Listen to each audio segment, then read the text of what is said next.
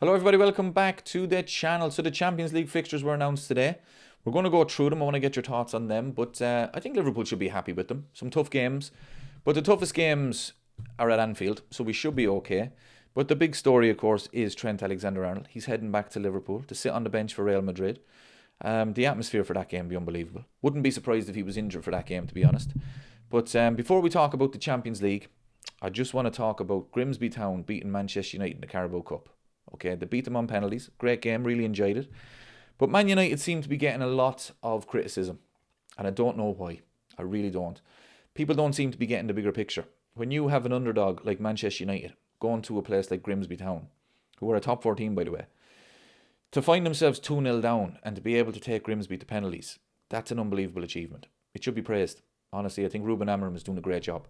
And when you look at the start of the season that Man United have had, to be able to beat Arsenal in the first game of the season after Arsenal scored more goals than them, that is, I still don't know how they did that. I really don't. That's unbelievable achievement.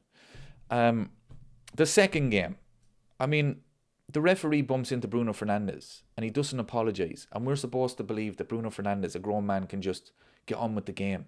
It doesn't work like that, people. It really doesn't. Bruno Fernandes should have been praised for not walking off the pitch in protest, in my opinion. Honestly, I don't get the criticism that Man United are getting. And as for Grimsby, I thought it was embarrassing. I thought it was embarrassing at the end. A pitch invasion for beating Man United. You were 2-0 up, okay? It was nearly embarrassing that you went out. So, pitch invasions, honestly, what? Are you Everton? Come on, like. So, I have a couple of stats here, actually, to prove my point about Ruben Amorim and the great job that he's doing. And whoever it was at Liverpool decided that Ruben Amorim was not the one to replace Jurgen Klopp. Honestly, I don't know how you sleep at night. I really don't. Look at these stats. So in the Premier League, Ruben Amorim, 29 games, 28 points. I don't think people realise the achievement that is. Okay? Phenomenal. And I've another stat here.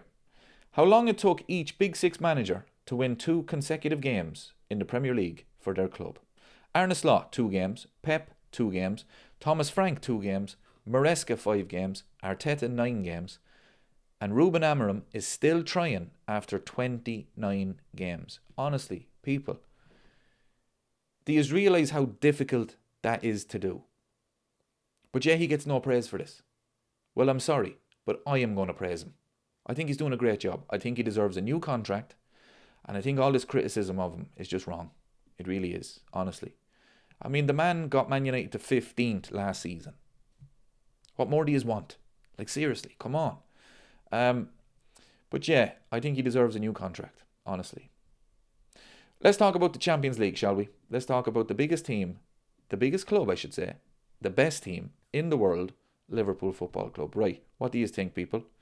Real Madrid, Inter Milan, Atletico Madrid, Frankfurt, PSV, Marseille, Carabao and Galatasaray. I tell you, people, it's not bad. It really isn't. You look at the home games: Real Madrid, Atletico, PSV, and Carabao. Where are Carabao from? Somebody tell me. Honestly, I have no clue. But I don't know why. Whenever I read Carabao, right, I'm always reminded of Quagmire from Family Guy. I don't know why. But Real Madrid at home, obviously Trent Alexander-Arnold. Inter Milan. Look, I made a video the day after the Champions League final. Inter Milan were after losing 5-0 to PSG. And I said Liverpool are winning the Champions League next season. And I still believe it. Inter Milan are not that good. Okay? It's at the San Siro. Difficult place to go. But honestly, I'm confident for these. Atletico Madrid, we're at home as well. Frankfurt, Ekitike going back there. What's the chances? Trent is going back to Liverpool. Ekitike going back to Frankfurt. PSV at home. Marseille away. Carabao at home. Galatasaray away. Look, Galatasaray away. Hopefully Liverpool are through by then, so it won't really matter. It's not the place it was years ago. Remember, years ago, it was a nightmare to go to. I don't think it's like that anymore. But what you don't want is that game to be a must-win. So we need to get through before that. But I think Arne Slot will learn from last season. Last season, we won the league phase, and what did we get for it? We got PSG, you know. So, really, it proved winning the league phase, it doesn't. It's not worth anything. So, if Liverpool can rest a few players, you know, pick and choose kind of thing. You know, I know it's a risky game to play, but you look at PSG last season. They were like 2 games away from going out.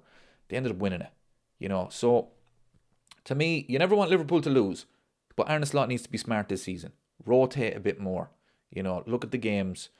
And yeah, as I said, we don't need to win the league phase in the Champions League. We just need to get through. That's it. So, I like the fixtures. I really do. Let me know what you think. And thanks very much for watching.